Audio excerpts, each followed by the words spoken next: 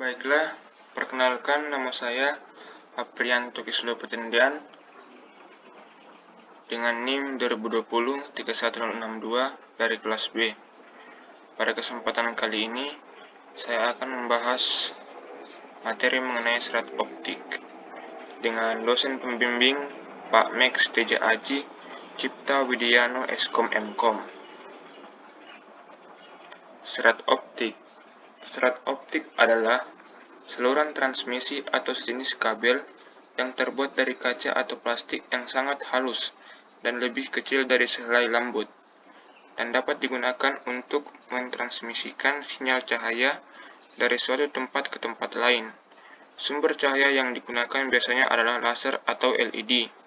Kabel ini berdiameter kurang lebih 120 mikrometer. Cahaya yang ada di dalam serat optik tidak keluar karena indeks bias dari kaca lebih besar daripada indeks bias dari udara. Karena laser mempunyai spektrum yang sangat sempit, kecepatan transmisi serat optik sangat tinggi, sehingga sangat bagus digunakan sebagai saluran komunikasi. Perkembangan teknologi serat optik saat ini telah dapat menghasilkan pelemahan kurang dari 20 desibels per kilometer, dengan lebar jalur yang besar sehingga kemampuan dalam mentransmisikan data menjadi lebih banyak dan cepat dibandingkan dengan penggunaan kabel konvensional. Dengan demikian, serat optik sangat cocok digunakan terutama dalam aplikasi sistem telekomunikasi. Pada prinsipnya, serat optik memantulkan dan membiaskan sejumlah cahaya yang merambat di dalamnya. Efisiensi dari serat optik ditentukan oleh kemurnian dari bahan penyusun gelas atau kaca. Semakin murni bahan gelas, semakin sedikit cahaya yang diserap oleh serat optik. Selanjutnya, kabel serat optik. Secara garis besar, kabel serat optik terdiri dari dua bagian utama, yaitu cladding dan core. Cladding adalah selubung dari inti atau core. Cladding mempunyai indeks bias lebih rendah daripada core, akan memantulkan kembali cahaya mengarah keluar dari core kembali ke dalam core lagi. Dalam aplikasinya, serat optik biasanya diselubungi oleh lapisan resin yang disebut dengan jacket. Biasanya berbahan plastik. Lapisan ini dapat menambah kekuatan untuk kabel serat optik, walaupun tidak memberikan peningkatan terhadap sifat gelombang pandu optik pada kabel tersebut. Namun lapisan resin ini dapat menyerap cahaya dan mencegah kemungkinan terjadinya kebocoran cahaya yang keluar dari selubung inti. Serta hal ini dapat juga mengurangi cakap silang atau cross talk yang mungkin terjadi. Pembagian serat optik dapat dilihat dari dua macam perbedaan. Yang pertama yaitu berdasarkan mode yang dirambatkan. Single mode. Serat optik dengan inti atau core yang sangat kecil, biasanya sekitar 8,3 mikron. Diameter intinya sangat sempit, mendekati panjang gelombang sehingga cahaya yang masuk ke dalamnya tidak terpantul-pantul ke dinding selongsong atau cladding. Bagian inti serat optik single mode terbuat dari bahan kaca silika dengan sejumlah kecil kaca Germania untuk meningkatkan indeks biasnya. Untuk mendapatkan performa yang baik pada kabel ini, biasanya untuk ukuran selongsongnya adalah sekitar 15 kali dari ukuran inti, sekitar 125 mikron. Kabel untuk jenis ini paling mahal, tetapi memiliki pelemahan, sehingga memungkinkan kecepatan yang sangat tinggi dari jarak yang sangat jauh. Standar terbaru untuk kabel ini adalah ITU G.652 dan G.657. Selanjutnya, multimode. Serat optik dengan diameter core yang agak besar yang membuat laser di dalamnya akan terpantul di dinding cladding yang dapat menyebabkan berkurangnya bandwidth dari serat optik jenis ini. Dan yang kedua yaitu berdasarkan indeks bias core. Step index. Pada serat optik step index, core memiliki indeks bias yang homogen. Selanjutnya, grade index. Indeks bias core semakin mendekat ke arah cladding semakin kecil. Jadi pada grade index, pusat core memiliki nilai indeks bias yang paling besar. Serat grade index memungkinkan untuk membawa bandwidth yang lebih besar, karena pelebaran pulsa yang terjadi dapat diminimalkan. Selanjutnya, kelebihan serat optik. Dalam penggunaan serat optik ini, terdapat beberapa keuntungan antara lain.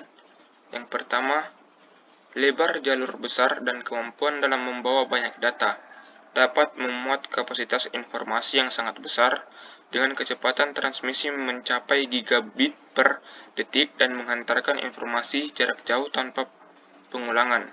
Yang kedua, biaya pemasangan dan pengoperasian yang rendah serta tingkat keamanan yang lebih tinggi. Yang ketiga, ukuran kecil dan ringan sehingga hemat pemakaian ruang. Yang keempat, imun. Kekebalan terhadap gangguan elektromagnetik dan gangguan gelombang radio. Yang kelima, non-penghantar, tidak ada tenaga listrik dan percikan api. Dan yang keenam, tidak berkarat. Selanjutnya, pelemahan. Pelemahan cahaya sangat penting diketahui, terutama dalam merancang sistem telekomunikasi serat optik itu sendiri.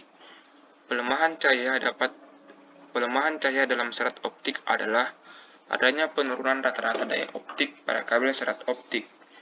Biasanya diekspresikan dalam desibel atau dB tanpa tanda negatif. Berikut ini beberapa hal yang menyumbang kepada pelemahan cahaya pada serat optik. Yang pertama, penyerapan atau absorption. Kehilangan cahaya yang disebabkan adanya kotoran dalam serat optik.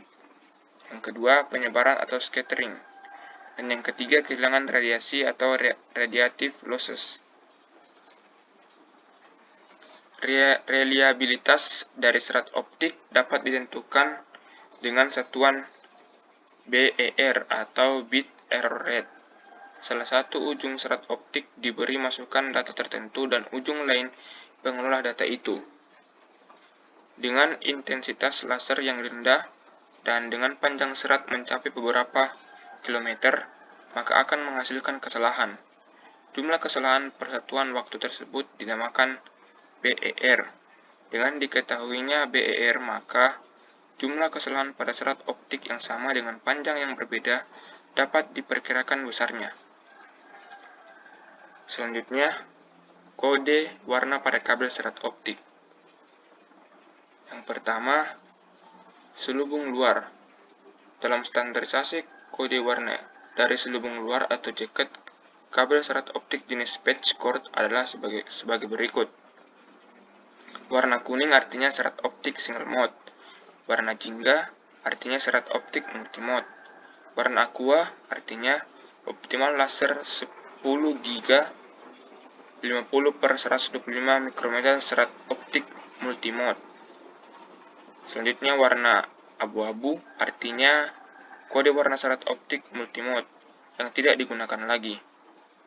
Dan warna biru artinya kadang masih digunakan dalam model perancangan. Selanjutnya yang kedua, konektor. Pada kabel serat optik, sambungan ujung terminal atau disebut juga konektor biasanya memiliki tipe standar sebagai berikut. Yang pertama yaitu FC atau fiber connector. Digunakan untuk kabel single mode dengan akurasi yang sangat tinggi dalam menghubungkan kabel dengan transmitter maupun receiver. Konektor ini menggunakan sistem drat ulir dengan posisi yang dapat diatur, sehingga ketika dipasangkan ke perangkat lain, akurasinya tidak akan mudah berubah. Yang kedua yaitu SC atau subscriber connector. Digunakan untuk kabel single mode dengan sistem dicabut pasang Konektor ini tidak terlalu mahal, simple, dan dapat diatur secara manual serta akurasinya baik bila dipasangkan ke perangkat lain. Yang ketiga yaitu ST atau straight tip. Bentuknya seperti bayonet, berkunci hampir mirip dengan konektor BNC. Sangat umum digunakan baik untuk kabel multimode maupun single mode. Sangat mudah digunakan baik dipasang maupun dicabut.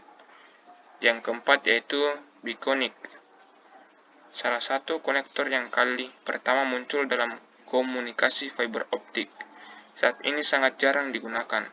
Yang kelima yaitu D4. Konektor ini hampir mirip dengan FC, hanya berbeda ukurannya saja. Perbedaannya sekitar 2 mm pada bagian ferrulnya. Yang keenam yaitu SMA. Konektor ini merupakan pendahulu dari konektor ST yang sama-sama menggunakan penutup dan pelindung. Namun seiring dengan berkembangnya ST konektor, maka konektor ini sudah tidak berkembang lagi penggunaannya. Dan yang ketujuh yaitu E200. Selanjutnya, jenis-jenis konektor tipe kecil. Yang pertama, LC. Yang kedua, SMU. Dan yang ketiga, SCDC. Selain itu, pada konektor tersebut biasanya menggunakan warna tertentu dengan maksud sebagai berikut. Warna konektor biru artinya physical contact atau PC, 0 derajat, dengan keterangan yang paling umum digunakan untuk serat optik single mode. Selanjutnya warna konektor hijau, artinya angle polished atau APC 8 derajat, dengan keterangan sudah tidak digunakan lagi untuk serat optik multimode. Selanjutnya warna konektor hitam, artinya physical contact atau PC 0 derajat, keterangannya tidak ada. Selanjutnya warna konektor abu-abu dan krem, artinya physical contact atau PC 0 derajat, dengan keterangan serat optik multimode. Warna konektor putih, artinya physical contact atau PC 0 derajat, dengan keterangan tidak ada. Dan warna konektor merah, artinya tidak ada dengan keterangan penggunaan khusus. Selanjutnya, serat optik di Indonesia. Perkembangan serat optik di Indonesia tidak terlepas dari perkembangan sejarah serat optik di dunia, yang pada awalnya pertama kalinya ditemukan di Jerman pada tahun 1930-an. Pada saat itu, serat optik belum dapat digunakan.